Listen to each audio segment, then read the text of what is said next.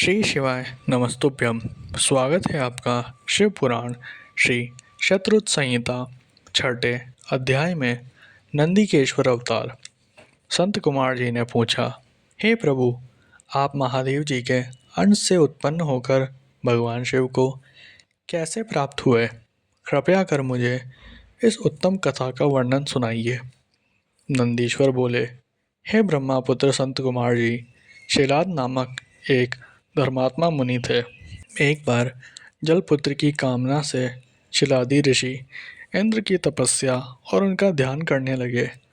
तब देवराज इंद्र ने प्रकट होकर उनसे कहा कि मैं आपकी इच्छा को पूरा करने में असमर्थ हूँ, अतः आप परमपिता परमेश्वर भक्त वत्सल भगवान शिव की स्तुति करो, वे ही आपकी इच्छा पूरी करने में सक्षम हैं। यह सुनकर श्रीलाद प्रसन्न होकर पूर्ण भक्ति भावना और श्रद्धा पूर्वक देवादिदेव भगवान शिव की तपस्या करने लगा।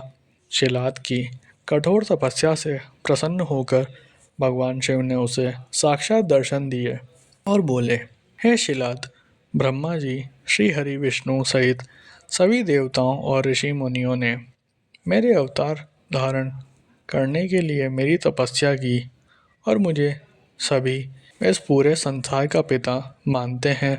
फिर भी मैं आपको अपना पिता बनने का वरदान देता हूँ। मैं आपका निज पुत्र बनकर जन्म लूँगा और मेरा नाम नंदी होगा। यह कहकर भगवान शिव वहाँ से अंतर्ध्यान हो गए। तत्पश्चात शिलाद भगवान शिव की जय जयकार करते हुए अपने आश्रम में चले गए। वहाँ उन्होंने सभी को यह बात बताई।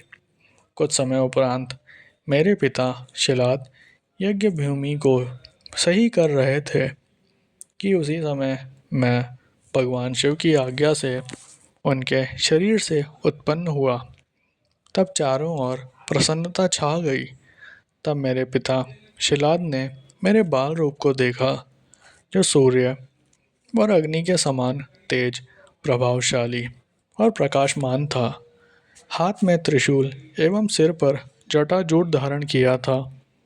तो मेरा रूप देखकर वे आनंद में से झूम उठे। शिलाद बोले, हे सुरेश्वर, आपने मुझे बहुत आनंद दिया है, इसी कारण मैं आपका नाम नंदी रखता हूँ। तब मेरे पिता अत्यंत प्रसन्न होकर भगवान शिव की स्तुति करने लगे।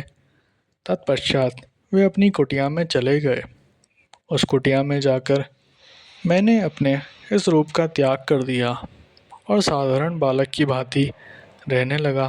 तब मेरे पिता शिलाद ने मेरे नामकरण आदि संस्कार पूरे किए। 5 वर्ष का होने पर मुझे संपूर्ण वेदों का अध्ययन कराया गया।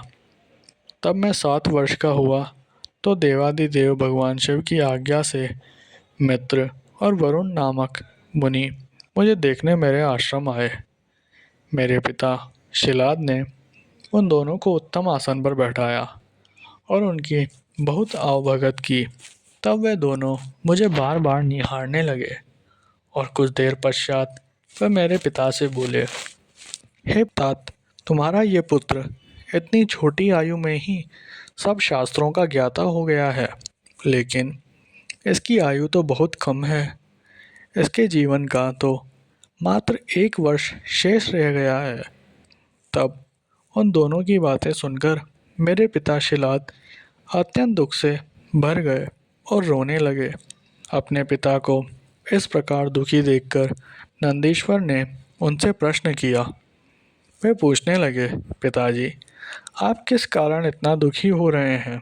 तब पिता शिलाद ने मुझे मेरी अल्प आयु के विषय में बताया। तब मैं बोला, हे पिताजी, आप इस प्रकार दुखी ना हो। मुझे देवता, दानव, यक्ष, गंधर्व, काल, यमराज या कोई भी मनुष्य नहीं मार सकता। मेरी अल्प आयु में मृत्यु नहीं होगी। मेरे इस प्रकार के वचनों को सुनकर मेरे पिता शिलाद ने पूछा कि पुत्र, तुमने ऐसा कौन सा तप किया है या तुम्हें ऐसी कौन सी शक्ति प्राप्त हो गई है जो तुम ऐसा कह रहे हो? तब मैंने कहा, हे पिताजी, मैं भगवान शिव की आराधना और स्तुति से ही मृत्यु को दूर भगा दूंगा। आप चिंता ना करें। ये कहकर नंदी ने पिता शिलाद को प्रणाम किया और स्वयं वन की ओर चल दिए।